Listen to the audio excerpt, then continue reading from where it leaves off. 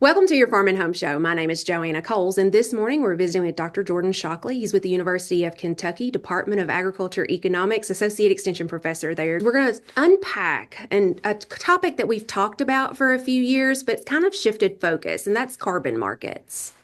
Yes, it's a wild west out there, carbon markets, and we're seeing the market shift towards what we call carbon insetting.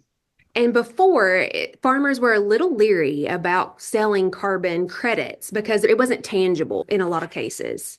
Yes, and so this carbon insetting is moved to basically keeping that carbon score or carbon intensity scores, as the industry is now calling it, with the product itself. And so you're selling basically carbon smart corn or carbon smart soybeans and doing that and doing the practices that qualify you to have a climate smart product offers a premium to that bushel of corn or bushel of soybeans.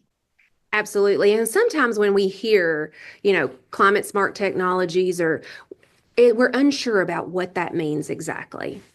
Basically, kind of the standard across the board is if you're doing no-till or some sort of conservation tillage, and if you're doing cover crops, those are the two main practices that is kind of across the board considered climate smart. There's some other things like nutrient management or using animal fertilizer uh, that some programs are considering climate smart, but for the most part, most of them are consistent with the no-till and the cover crops.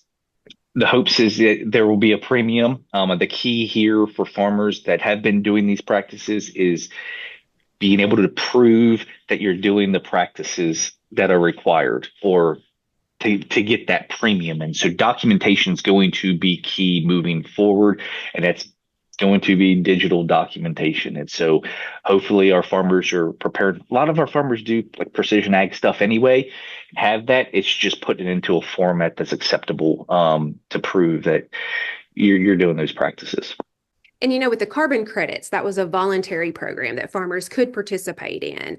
But it seems like that some of the food companies have really embraced this net zero, and what they're trying to do is they're only going to purchase from farmers who have said documentation.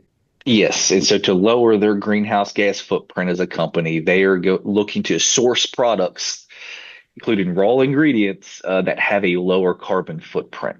That's what we call carbon insetting. And so if you're doing those practices, which I think there's an opportunity in Kentucky, right? If I was a food company, I would be coming to this state looking for carbon smart products because we have been doing those practices for such a long time. And a lot of companies have put a date on it, like by 2050, I'm going to purchase over half of the products from farms that utilize some of this technology. And so that seems like it's far away, but it's probably going to be upon us quicker than we realize. It is. Some of their dates are 2025 and 2030. And so what I'm keeping an eye on is actually state programs and state legislative bills that have been passed that are requiring companies to report some things on the carbon space. And so that's going to drive companies to move a lot faster in this space than we anticipated. So for farmers to kind of get prepared, what would be your recommendation? Have your data, have it ready, be able to prove what you're doing, ask questions, look at the resources that we have on our UK Ag Econ website when it comes to carbon markets. And if all else fails, and if you've got questions, you can contact me. And I know you guys are working on a webinar in the spring to kind of address some of these issues.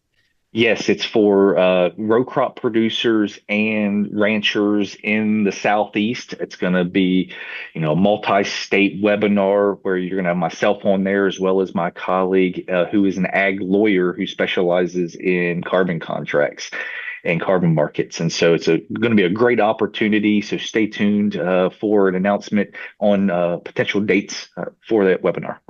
And we can find that in the economic policy update. Yes, it'll be on that on Facebook. We appreciate you for watching the Farm and Home Show. Have a great day.